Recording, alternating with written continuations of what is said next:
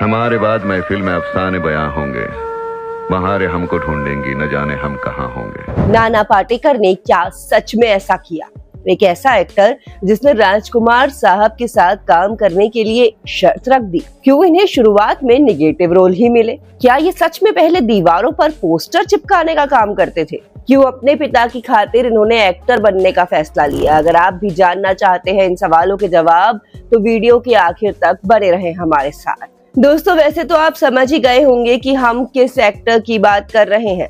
जी हाँ, सही पहचाना आपने। हम बात कर रहे हैं बॉलीवुड के लेजेंडरी एक्टर नाना पाटेकर की, जिनका अंदाज सबसे अलग और बेमिसाल है। नाना ने अपनी दमदार आवाज, जबरदस्त डायलॉग डिलीवरी और संजीदा एक्टिंग से करोड़ों लोगों को अपना दीवाना बनाया है। बता दें कि नाना पाटेकर का असली नाम विश्वनाथ पाटेकर है और उनका जन्म 1 जनवरी 1951 को महाराष्ट्र के रायगढ़ जिले के मुरुड जंजिरा नाम के एक छोटे से गांव में हुआ था।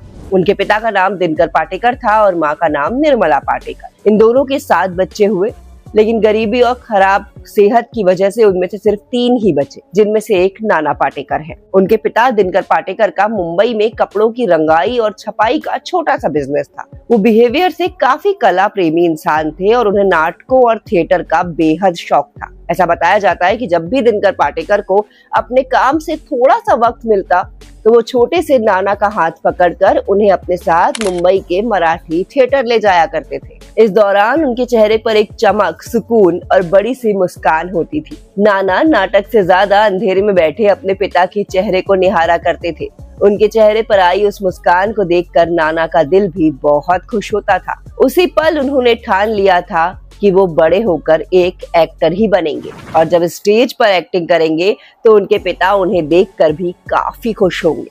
इसी तरह वक्त आगे बढ़ता रहा। अब तक परिवार में सब कुछ ठीक चल रहा था। नाना मुंबई के समर्थ विद्यालय दादर से अपनी पढ़ाई पूरी कर रहे थे, लेकिन जब वो 13 साल के हुए तो दिनकर पाटेकर को बिजनेस में भारी घाटा हो गया, जिसकी वजह से परिवार पर दुखों का पहाड़ टूट पड़ा। कंगाली इस कदर बढ़ गई कि उन्हें अपना अच्छा खासा घर छोड़कर मुंबई की एक तंग चौल में शिफ्ट होना पड़ा। एक वक्त ऐसा भी आया जब घर में खाने को कुछ नहीं बचा, 2 वक्त की रोटी का इंतजाम करना भी मुश्किल हो गया। अपने पिता को इस तरह टूटते देख और घर के हालात संभालने के लिए छोटी सी उम्र में ही नाना पाटेकर ने काम करना शुरू कर दिया। वो स्कूल की पढ़ाई खत्म करने के बाद मुंबई की सड़कों पर फिल्मों के बड़े बड़े पोस्टर पेंट करने का काम करते थे। सिर्फ पेंट करना ही नहीं, बल्कि भारी भारी बाल्टियों में गोंद लेकर नाना दीवारों पर उन पोस्टर्स को हाथों से चिपकाते भी थे। इस बेहद थका देने वाले और कठिन काम के बदले उन्हें महीने के सिर्फ 35 रुपए मिलते थे। रुपयों के साथ साथ उन्हें राहत के तौर पर एक वक्त का खाना भी मिलता था, जिसमें सिर्फ 2 चपाती और एक सूखी सब्जी होती थी। नाना के लिए ये सफर बहुत दर्दनाक था। वो हर सुबह स्कूल जाते, दोपहर में आकर भूखे पेट मीलों पैदल चलकर दीवारों पर पोस्टर चिपकाते और रात को थक हार कर चौल के अपने छोटे से कमरे में लौटते थे। लेकिन इस भयानक गरीबी और कंगाली के बीच भी उन्होंने अपने अंदर के कलाकार को मरने नहीं दिया। वो जो पोस्टर दीवारों पर चिपकाते थे, उन्हीं फिल्मों के हीरोज को देखकर मन ही मन अपनी एक्टिंग को निखारते रहते थे। धीरे धीरे घर के हालात बदलने लगे।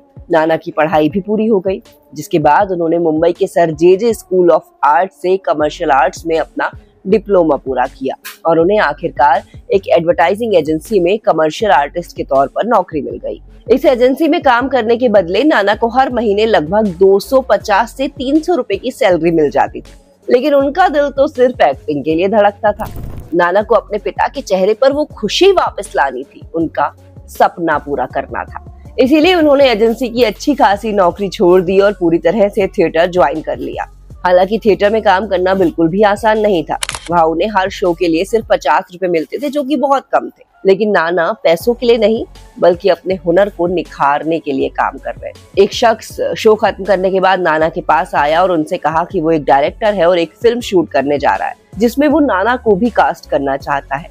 ये सुनकर उन्होंने तुरंत हामी भर दी और साल 1978 में रिलीज हुई गमन मूवी से उन्होंने अपना बॉलीवुड डेब्यू किया। हालांकि ये फिल्म पर्दे पर कमाल नहीं दिखा सकी और फ्लॉप हो गई, जिसके बाद नाना दोबारा थिएटर में काम करने लगे। वो एक मराठी नाटक जात ना पूछो साधु की में काम कर रहे थे। इसी नाटक के दौरान उनकी मुलाकात नीलकांति से हुई। वो खुद एक बेहतरीन थिएटर आर्टिस्ट और लेखिका थी। इसके अलावा वो बैंक ऑफ इंडिया में एक बड़ी अधिकारी की पोस्ट पर तैनात थी। उन्होंने जब नाना के हुनर को देखा तो वो उनसे इम्प्रेस हो गई। दोनों में दोस्ती हुई और फिर प्यार हो गया। जिसके बाद नीलकांति और नाना ने साल 1978 में बेहद सिंपल तरीके से शादी कर ली। नाना जहां उस वक्त सिर्फ 1100-1200 रुपए कमाते थे, वहीं नीलकांति की सैलरी 2500 रुपए थी। उन्होंने नाना से साफ कह दिया था कि वो पैसों की चिंता ना करें, बस अपनी एक्टिंग पर ध्यान दें। खुद नाना पाटेकर ने अपने एक इंटरव्यू में एक्सेप्ट किया है कि वो आज जिस मुकाम पर है वो अपनी पत्नी नीलकांति की वजह से ही है। दोनों साथ में काफी खुश थे। नाना अब अपनी एक्टिंग पर और ज्यादा ध्यान दे रहे थे। तब एक दिन उनका शो देखने के लिए उस दौर की मशहूर एक्ट्रेस स्मिता पाटिल पहुंची। हालांकि ये दोनों पहले गबन मूवी में साथ काम कर चुके थे और नाना की दमदार एक्टिंग, कड़क आवाज और कमाल की एनर्जी को देखकर स्मिता पाटिल उनसे बेहद इम्प्रेस भी हुई। इस शो को देखने के बाद स्मिता नाना से मिली और उनसे कहा, तुम फिल्मों में काम क्यों नहीं करते? इस पर नाना ने जवाब दिया कि मैं थिएटर करके बहुत खुश हूँ और मुझे सिर्फ नाटकों में ही काम करना है, मुझे फिल्में पसंद नहीं है। ये सुनकर स्मिता ने नाना को समझाते हुए एक बहुत बड़ी बात कह दी। उन्होंने कहा, नाना तुम नाटक करोगे तो एक बार में सिर्फ 1000 लोग ही तुम्हारा हुनर देख पाएंगे, लेकिन अगर फिल्म करोगे तो एक समय में लाखों करोड़ों लोग तुम्हें देख सकेंगे। नाना बताते हैं कि गबन मूवी में साथ काम करने की वजह से स्मिता उनकी इतनी अच्छी दोस्त बन चुकी थी कि वो लगभग उनका हाथ पकड़कर उन्हें जबरदस्ती फिल्म इंडस्ट्री में लेकर आई। उन दिनों बॉलीवुड के दिग्गज प्रोड्यूसर B.R. चोपड़ा और डायरेक्टर रवि चोपड़ा एक बहुत बड़ी फिल्म बना रहे थे जिसका नाम था आज की आवाज। इस फिल्म में मेन हीरो राज बब्बर थे और एक्ट्रेस खुद स्मिता पाटिल थी, जबकि फिल्म में पुलिस अधिकारी के रोल के लिए एक दमदार एक्टर की तलाश थी। स्मिता ने तुरंत मेकर्स को नाना पाटेकर का नाम दिया। उन्होंने मेकर्स से कहा, इस रोल को नाना से बेहतर और कोई कर ही नहीं सकता है। स्मिता के कहने पर B.R. चोपड़ा ने नाना को फिल्म में वो पुलिस ऑफिसर का रोल दे दिया, जिसके बाद नाना ने अपनी कड़क आवाज और अनोखे अंदाज से इस छोटे से रोल में जान फूंक दी। फिल्म आज की आवाज बॉक्स ऑफिस पर एक बहुत बड़ी हिट साबित हुई और पहली बार बड़े पर्दे पर नाना की एक्टिंग को दर्शकों ने नोटिस किया। उन्हें फिल्म इंडस्ट्री में लोग जानने तो लगे, लेकिन नाना को तुरंत लीड रोल्स नहीं मिले, बल्कि उन्होंने अंकुश और प्रतिघाट जैसी फिल्मों में छोटे मोटे और साइड रोल किए। इन फिल्मों में उनके काम की तारीफ तो हुई, लेकिन वो स्टार नहीं बन पाए थे। फिर आया साल 1989 का वो वक्त जो नाना के करियर का टर्निंग पॉइंट साबित हुआ। दरअसल इस साल नाना को उनके करियर की सबसे बड़ी फिल्म मिली जिसने रातों रात उनकी किस्मत बदल दी और पूरी दुनिया में उन्हें एक जबरदस्त पहचान दिला दी। इस फिल्म का नाम था परिंदा। फिल्म के डायरेक्टर विधु विनोद चोपड़ा थे। फिल्म में अनिल कपूर और जैकी श्रॉफ जैसे बड़े स्टार्स लीड रोल में थे, लेकिन फिल्म की जान इसका विलन था जिसका नाम था अन्ना सेठ। ये रोल नाना पाटेकर को मिला और उन्होंने इसे इतनी शिद्दत और खूंखार अंदाज से निभाया कि दर्शकों के रोंगटे खड़े हो गए। फिल्म परिंदा बॉक्स ऑफिस पर ब्लॉकबस्टर साबित हुई और नाना अपनी एक्टिंग की वजह से लोगों के जहन पर छा गए। बता दें, अन्ना सेठ के इस कड़क और दमदार रोल के लिए नाना पाटेकर को पहला नेशनल फिल्म अवार्ड मिला था। इसके साथ ही उन्हें फिल्म फेयर का बेस्ट विलन अवार्ड भी दिया गया था। परिंदा की कामयाबी के बाद नाना ने फिर कभी पीछे मुड़कर नहीं देखा। अब वो साइड रोल करने वाले कलाकार नहीं रह गए थे, बल्कि उन्हें फिल्मों में लीड एक्टर के तौर पर लिया जाने लगा था। 1990 के दशक में उन्होंने एक से बढ़कर एक कई सुपरहिट फिल्में दी, जिनमें पहला नाम है प्रहार मूवी का। इस फिल्म में नाना पाटेकर ने न सिर्फ लीड रोल किया, बल्कि वो इस फिल्म के डायरेक्टर भी थे। उन्होंने फिल्म में मेजर चौहान नाम के एक बेहद सख्त और अनुशासित आर्मी ऑफिसर का रोल किया था और खुद असल जिंदगी में भारतीय सेना की मराठा लाइट इन्फेंट्री के साथ 3 महीने की कठिन ट्रेनिंग ली थी। बता दें कि ये फिल्म बॉक्स ऑफिस पर सफल रही और इसे आज भी देश प्रेम पर बनी बेहतरीन फिल्मों में गिना जाता है। तिरंगा तो नाना पाटेकर की करियर की सबसे बड़ी ब्लॉकबस्टर फिल्मों में से एक है। इस फिल्म में राजकुमार और नाना पाटेकर की जोड़ी ने बड़े पर्दे पर तहलका मचा दिया था। हालांकि नाना पहले राजकुमार के साथ काम करने के लिए बिल्कुल भी तैयार नहीं थे। दरअसल तिरंगा के मेन रोल के लिए राजकुमार पहले ही फाइनल हो चुके थे, लेकिन उनके मूडी और कड़क बिहेवियर की वजह से कोई भी दूसरा बड़ा एक्टर उनके साथ काम नहीं करना चाहता था। डायरेक्टर मेहुल कुमार ने पहले रजनीकांत और फिर नसीरुद्दीन शाह को अप्रोच किया था, लेकिन दोनों ने ही राजकुमार के साथ काम करने से मना कर दिया। इसके बाद मेहुल कुमार ने नाना पाटेकर से कांटेक्ट किया।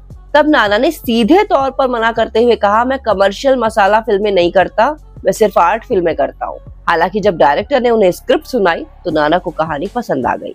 अब जैसे ही नाना को पता चला कि फिल्म में उनके साथ राजकुमार है, तो उन्होंने डायरेक्टर के सामने एक बड़ी शर्त रख दी कि वो राजकुमार साहब के साथ काम तो करेंगे, लेकिन अगर उन्होंने सेट पर उनके काम में जरा सी भी दखल अंदाजी की तो वो उसी वक्त सेट छोड़कर चले जाएंगे।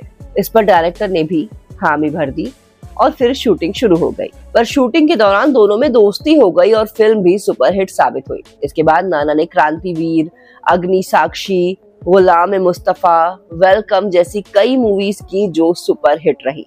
इन फिल्मों ने ये साबित कर दिया कि नाना सिर्फ सीरियस किरदारों में नहीं बल्कि हर तरह के रोल में बेमिसाल है। आज इतने सालों बाद भी जब वो बड़े पर्दे पर काम करते नजर आते हैं तो थिएटर सीटियों और तालियों से गूंज उठता है। वैसे दोस्तों, आपको नाना पाटेकर कैसे लगते हैं हमें कमेंट्स में बताएं। वीडियो को लाइक करें, शेयर करें, हमारे चैनल को सब्सक्राइब जरूर करें। मिलते हैं अगली वीडियो में, तब तक के लिए बाय बाय।